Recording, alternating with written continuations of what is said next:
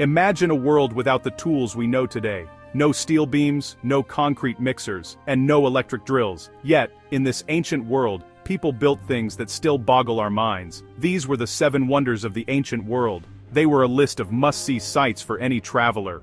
Think of it as the ultimate ancient bucket list. These were not just ordinary buildings. They were giant statues reaching for the sky. They were tombs so vast they looked like mountains. They were gardens that seemed to float in the air. Each one was a testament to human ambition, skill, and power. They were built to honor gods, celebrate victories, or guide sailors home safely. These magnificent structures were scattered across the lands around the Mediterranean Sea. In Egypt, the Great Pyramid of Giza stood tall, a massive tomb for a pharaoh. In Babylon, the Hanging Gardens were said to be a green paradise built in a dry desert. At Olympia in Greece, a giant seated statue of the god Zeus was covered in ivory and gold. It was so large that it barely fit inside its own temple. In modern-day Turkey, the Temple of Artemis at Ephesus was a masterpiece of marble, and the mausoleum at Halicarnassus was a tomb so grand it gave us the word mausoleum. Each wonder was a marvel of its time, a symbol of what people could achieve. The sheer scale of these projects is hard to grasp.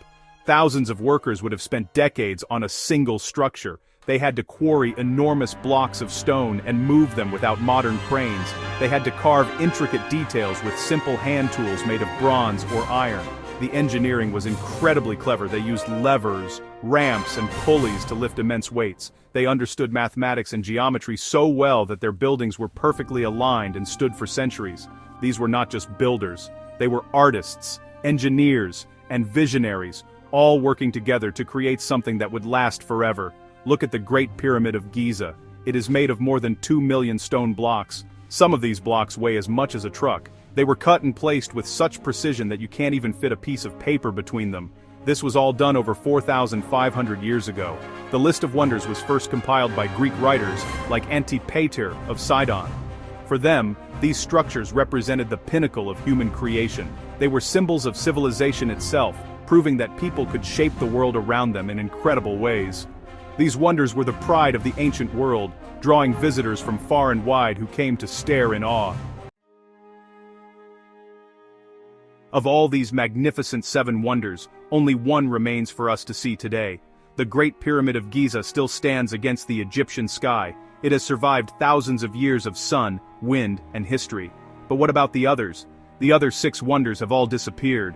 They have crumbled into dust, sunk beneath the waves, or been carried away piece by piece. They now exist only in old stories, in the drawings of artists, and in the faint traces they left behind in the earth. Their absence makes us wonder. Why did these incredible structures, built to last an eternity, vanish from the world? The answer is complex. Time itself is a powerful force of destruction. Wood rots, stone erodes, and even the strongest foundations can weaken over the centuries. The materials used by ancient builders were amazing, but they were not invincible. They built with stone, wood, bronze, and marble. They did not have reinforced concrete or stainless steel to resist decay. So, the slow, relentless march of time took its toll. But time was not the only enemy. These wonders faced much more sudden and violent ends. They were located in a region of the world that is prone to natural disasters, which played a big part in their downfall. War and conflict also sealed the fate of many wonders.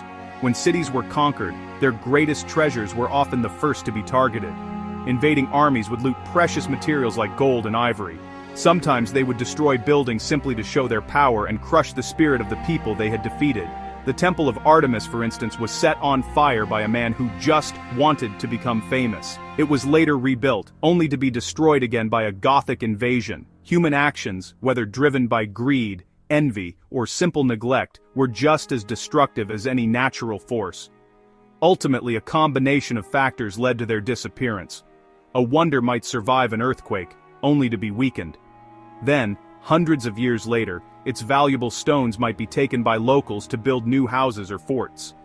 The mausoleum at Halicarnassus stood for over 1,000 years. It survived invasions and the passage of time. But a series of earthquakes finally brought it down. Then, in the 15th century, Christian knights used its stones to strengthen their castle. What nature started, humans finished. The story of each lost wonder is a unique tragedy of nature, time, and human choice. One of the most famous lost wonders was the Colossus of Rhodes. This was not just a statue, it was a gigantic symbol of freedom and unity. Around 305 BC, the people of the island of Rhodes won a great victory against an invading army. To celebrate, they decided to build a massive statue of their patron god, Helios, the god of the sun. They sold the enemy's abandoned siege equipment to fund the project. It was an ambitious plan. The statue was to be over 30 meters tall, about the same height as the Statue of Liberty in New York. It would be the tallest statue in the ancient world. The construction was an engineering marvel. The sculptor, Charis of Lindos, designed a skeleton of iron bars to support the structure. On the outside, the statue was covered in large, hammered bronze plates, giving it the appearance of a shining god. The base was made of white marble. It took 12 years to complete. Imagine the sight. A towering, bronze figure, gleaming in the Mediterranean sun, welcoming ships into the harbor. For years, legends said it stood with its legs straddling the harbor entrance, with ships sailing between them. But modern engineers believe this was impossible. It more likely stood on a pedestal to one side, a powerful landmark for all to see. For just over 50 years, the Colossus stood proud. It was a source of immense pride for the people of Rhodes and a must-see for all travelers. But its location in an earthquake-prone area would be its undoing. In 226 BC, a powerful earthquake shook the island. The mighty bronze statue could not withstand the violent tremors. It snapped at its weakest point, the knees. The giant figure of Helios came crashing down onto the land. The Rhodians were devastated. The pharaoh of Egypt even offered to pay for its reconstruction, but the people of Rhodes were afraid. An oracle had told them that they had offended the god Helios by raising the statue. For almost 900 years, the ruins of the Colossus lay on the ground where they fell. It was still an incredible tourist attraction. People came from all over to see the enormous broken pieces. The ancient writer Pliny the Elder wrote that few men could even wrap their arms around the fallen thumb. The end came in 654 AD. An Arab force captured the island of Rhodes. According to one story, the commander had the remaining bronze pieces broken up and sold as scrap metal. It was said that the metal was carried away on the backs of 900 camels. And so, the shining giant of Rhodes was gone forever, melted down and scattered across the world. Far to the south of Rhodes, in the bustling Egyptian city of Alexandria, stood another wonder. This one was not built to celebrate a victory, but to serve a practical purpose. It was the Lighthouse of Alexandria, also known as the Pharos. Alexandria was one of the busiest and most important ports in the ancient world. But the coastline was flat and dangerous, with many hidden rocks and sandbanks. Sailors needed a landmark to guide them safely into the harbor, both day and night. So, Ptolemy I, the ruler of Egypt, ordered the construction of a magnificent lighthouse. It was honestly one of the most useful buildings ever created. The lighthouse was one of the tallest man-made structures of its time, second only to the Great Pyramid. Estimates suggest it was over 100 meters high. It was built on the small island of Pharos, which was connected to the mainland by a long causeway. The structure was truly impressive. It had 3 distinct sections. The bottom section was square and housed the workers and soldiers. The middle section was octagonal. The top section was circular. At the very peak, a giant mirror, possibly made of polished bronze, reflected the sunlight during the day.